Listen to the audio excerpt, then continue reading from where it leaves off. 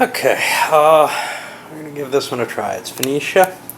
It's pretty much a pure Euro, which is going to be kind of odd for me. I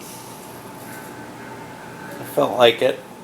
I guess that's good enough, and ended up purchasing it. One of the reasons I bought it is because it claimed, first of all, it's by Tom Lehman, and I like his work with Tim Jim. And there was a claim that it's got some mechanisms from Outpost. Now, I remember playing Outpost and thinking, this is a really cool idea of a game, but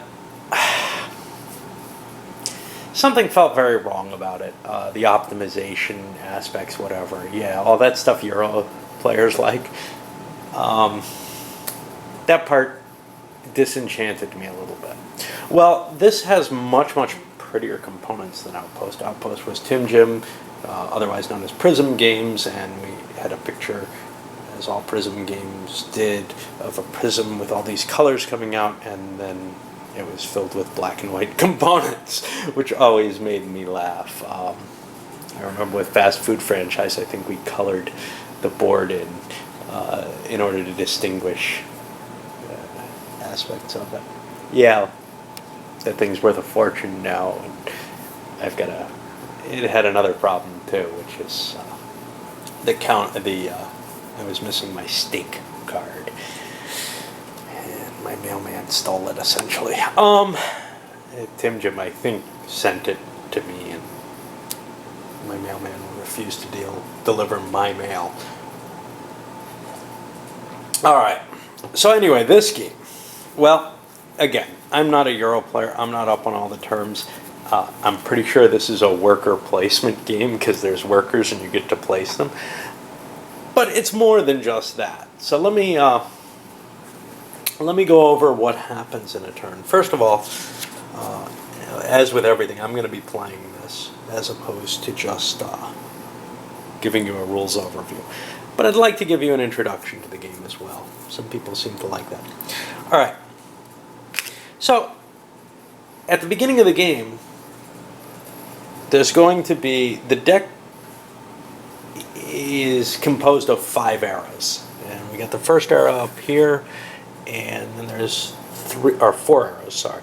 And then there's 4 more arrows of improvement cards. Or 3 more arrows. I'm having real trouble speaking here, am I not? But there's going to be a number of cards dealt out equal to the number of players. And the cards that are in the decks vary by the number of players in the game as well. So if there's only 2 or 3 players, there's less of each card in the deck. And there's a little chart that tells you, how to set up correctly. And they're based on, there's A and B letter cards. And it's really not that important. It's just some of the cards are going to be rarer than others. But you don't want to make the game too long and fill it with an odd distribution that wouldn't be similar to other games. Alright. By the way, these little pieces are all plastic rather than wood, which is kind of annoying with the discs because they're more slippery, I think. But, whatever. Even the cubes are plastic, yeah. They feel nice. Okay, let me explain what the different little pieces are. These are your workers. These are little storage houses, or monopoly houses, or whatever. These are generic markers, but where they are right now, they count as money. They could also be over here, where they count as unassigned tools. And there may be somewhere else you can put them. Put them on the victory point purchase chart or whatever. These little squares are used to indicate advantages that you have due to card purchases. The goal of the game is to break 32 victory points. Now, you start off with victory points off of your cards. So, for example, at the beginning of the game, you start with the coins are victory points, and the little amphorae are production. And the number of people you have indicates how much production and victory points you have. So for example, sorry, I'm pointing to the wrong thing here. This is the cost for tools. Down here is what you get in terms of victory points and production. So at the beginning of the game, everybody starts set up the same, and they have 3 production, 2 from farmers and 1 from hunters, and 2 victory points. Why you start with victory points is because if you move those workers out of their current profession, then you'd lose victory points for them. So if I moved him from here to here, I wouldn't actually gain a victory point, although I'd gain production. Okay. This guy over here, the training ground, is where you hold unskilled labor and skilled labor. You can't assign unskilled labor to any jobs, but once you pay, and it's 2 coins essentially, you can assign skilled labor to jobs, assuming they have the proper tools. What are the proper tools? Well, the cost of the proper tools is up here. Now, I think it's actually 2 and 5. Yeah, you know, this is my first look at the game, and I just read the rules. Okay. So yeah, the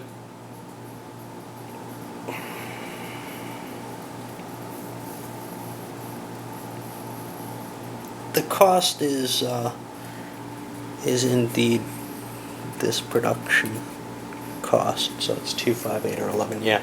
I'm not sure what these suckers are then. I guess they're the amount you gain per laborer that you add, just to make you not have to look at the little chart as much and make it easier to do the addition and subtraction. Alright, what else? Well, once you set up, one player becomes the overlord. In most turns, that's going to be whoever has the highest victory points. That rotates if there's tied. If people are tied for the victory points, you never sit on the overlord twice unless you're the sole person in the league. It's kind of a penalty to be the overlord. It means you have to go first. And going first, like I said, it's a bit of a disadvantage. So, the first thing you do in your turn, each player gets a player turn before you go to the administration phase. And the first thing you do in your player turn is you're allowed to take, and there will always be a number of cards at the beginning of a turn, at the beginning of a set of player turns and administration phases. There will always be a number of cards equal to the number of players. The first thing you get to do is you get to put cards up for auction. And everybody starts, because their production, actually not because of their production, everybody starts with a card from here. Now, the suggestion is to use these special cards for the first game to give everyone 5 production. I'm not going to do that. Their feeling is, well, it allows you to learn the game before getting hosed by bad cards or something like that. Well, I would rather have different starting situations in order to help drive the play, and that helps my decisions, etc. Anyway, the first player, the overlord, gets to pick an item to put up for auction, and then everybody gets to bid on it, and they bid based on value of cards that they have, and they can also use these coins. And whatever they bid, they must pay at least that much. If they have cards that are over, I think they get change back.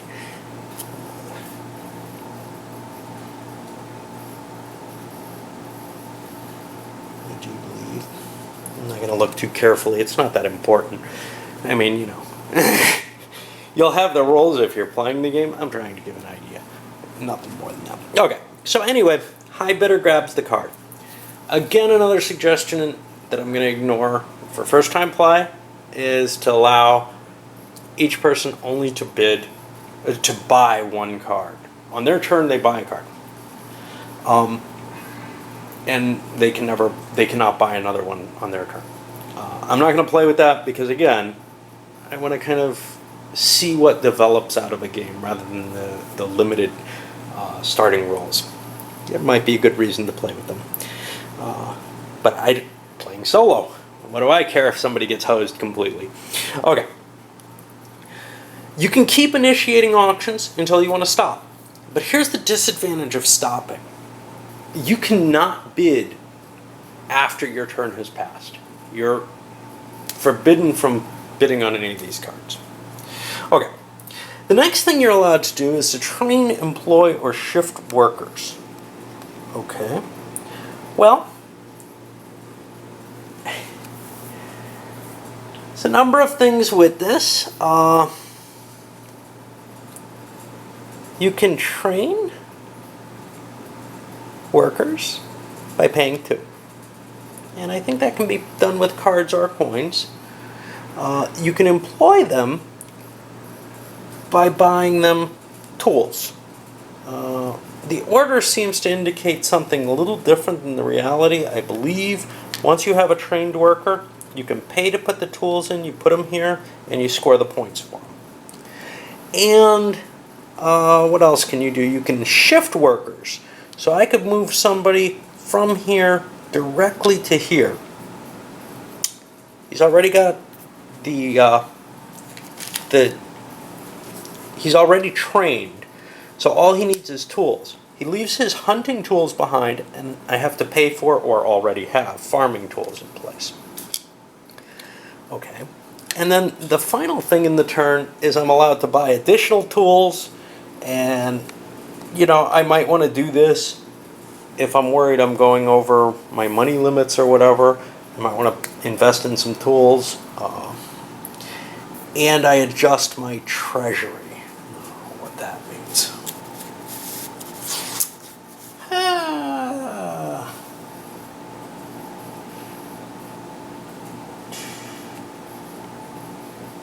I can discard unspent production cards into my treasury to become discs. So yeah, I can turn cards into money. You might want to do this because, again, preparing for the administrative step, you don't want to have an overage of cards or discs because you get penalized for that. Okay, let's go to the administration. After everybody's taken their turn, you get to hit this. And you check to see if anybody's won. If anybody's above 32, whoever's the highest wins. If there's a tie, it's the overlord or probably whoever is most overlordish in terms of the sequence of play. Okay. Add development cards. Yeah. If the deck's done, we put a new deck in place. And if the deck, whatever deck is there, we deal out so that there are 5 cards showing. Apply storage and treasury limits. Yeah. Okay, so your storage, you're allowed to hold as many cards as you have little houses and as many discs as there are spaces for discs. And that's it. And you got more than that? Well, you got to discard. If they're cards you discard, you can take discs and replace them up to your limit. But otherwise, it's just stuff you lose. Okay, gosh, there isn't a lot to this, is there? That's not quite the case. Okay, one thing you'll notice is, first of all, there's these. I haven't told you how you get these. And these guys have better sides to them.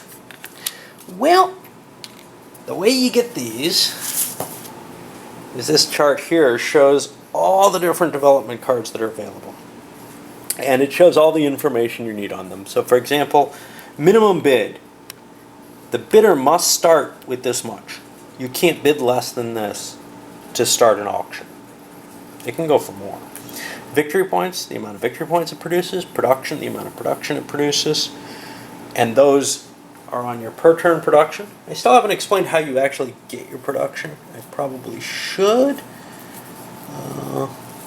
Strangely, that's actually not covered in this little cheat sheet. When do you get your production? I believe it's during the administration phase. Yeah. Deal production cards. Yeah. Wrong cards. Okay. Deal production cards is from here. And what do you get? You get a number of cards equal to the big number that your production little disc is on, plus the number of coins equal to that. This is your victory point disc, cylinder. Okay. Just two things that we track on the same chart. Somewhere at the end of the turn, you do what I said, you fill these out. I'm not entirely sure when it happens. It's not that important. Okay. So, let's go back to this chart here. So you get your base points, your production and victory points. You also may get more little storage houses. And some of these are indicated by flipping one of these, but some may be indicated in other ways. I believe this one comes from a granary, and it just says improved storage. And it tells you to flip your card, essentially. It's not always that clear, but it gives you a couple more houses. Some of these others will give you houses too, which just add to your storage without flipping your card. See, the thing with this is you don't just get the additional storage, you also get the additional ability to hold money. That's why you need a card for that and not just a couple more houses. This is the only way you can get workers, is by playing cards that give you workers. Otherwise, you got what you got on the board. Some of these give abilities. What are abilities? Well, abilities are a number of different things. So, for example, the improved storage, there's 6 coins, and I don't know what else that is. It's hard to read. But that is a granary. I don't see any advantage to that. I'm not sure what that's supposed to indicate. But some of them, so for example, a dyer gives you a bonus. And you mark that by putting a cube there. If you got 1 cube, you get -4 off the cost of whatever it is the dyer gives you a benefit for, which in this case happens to be the dye house. Is that clear on any of these things? Yeah, it's kind of clear. It's kind of stated here. Okay. If you have more than one of the dyers, and there's only 3 in the deck at maximum, that's with 5 players. With 2 players, there's 1 in the deck. You can get -7 or -9 off the cost. These little cubes are not a limit in the game. If you end up buying, let's see if we can find a dye house. Cloth making is dye house 2. Let's see, dye house 1. What is? Oh no, this gives dye house 2. I don't know what that means. I don't know why there's a 2 there. But that gives you a new job that you can produce. Oh. Yeah. Right. With the dyer, you get an advantage on buying the card that gives you a dye house, which is the dye house card, which costs 14, quite high, but has a lot of advantages. And that gives you the cloth making card. That allows you to buy the cloth making, which gives you this chip. You don't get the whole job thing unless you have the whole set. Sorry, I'm kind of having trouble explaining some of these things. Again, this is my first time looking at the game, but I still wanted to give you a little bit of an overview of what it looks like. And here we have a chart that indicates what leads to what. So just to give you another view, so we have the dyer, which leads to the dye house, which leads to cloth making, or allows you to buy the cloth making. The mining goes to a smelter, which goes to improved mining, and miner has one of these, but an improved mining does. I don't know if smelting does. Advanced mining does. I guess that's smelting. Can't be sure here. City centers allow you to buy victory points for coins, and you can improve that. And let's see what else. I don't know. So we'll kind of get a view. I'll probably make a number of mistakes, as I always do with a game. Since it's the first time, they might be pretty fatal ones. Just be warned. And wow, I've taken a long time talking on here, haven't I? Okay, I guess I'll wrap this and send it up.